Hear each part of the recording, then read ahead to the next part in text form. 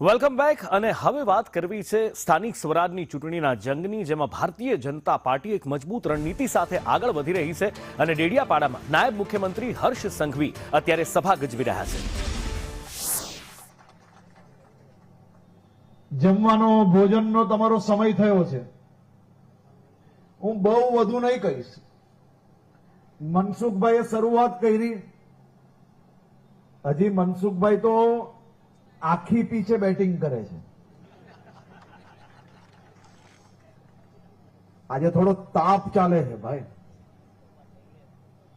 હજી ધીરે ધીરે જુઓ તમે, અડધી પીછે આવીને બેટિંગ કરશે ને સિક્સર એવી હશે કે ગ્રાઉન્ડની બહાર બોલ જશે.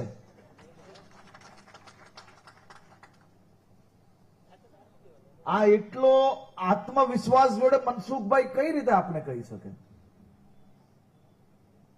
મારી ઉંમર ને મારી પછીની ઉંમરના નોજવાનોને એનો અંદાજો જ નથી ભાઈ.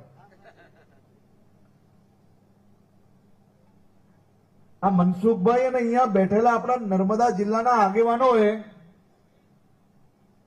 તમારી ને મારી ઉંમર જેટલા વર્ષોથી તો આ વિસ્તારની સેવા કરી રહ્યા છે. એમને તપ કર્યો છે આ વિસ્તારની સેવા કરવા માટે.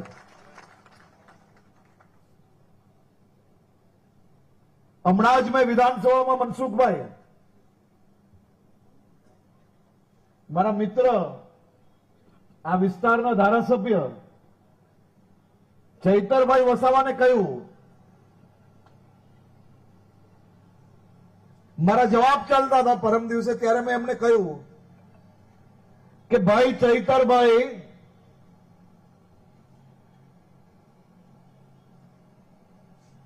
તમારી ઉંમર ને મારી ઉંમરના નોજવાનોને આજે સમાજના ભાગલા કરતા સમાજને મુખ્ય ધારામાં જોડવાનો જો પ્રયાસ કરશો ને, તો જ સાચા હકમાં સમાજને ન્યાય અપાવી શકશો. મીડિયા, સોશિયલ મીડિયામાં આરોપ પ્રત્યારોપ, સમાજને ભડકાવવા, યુવાનોને ગેરમાર્ગે દોરવા, એ રાજનીતિમાં મત જરૂરથી અપાવી લેશે, પરંતુ સમાજ જે દિવસે ઓળખશે, સમાજને જે દિવસે ખબર પડશે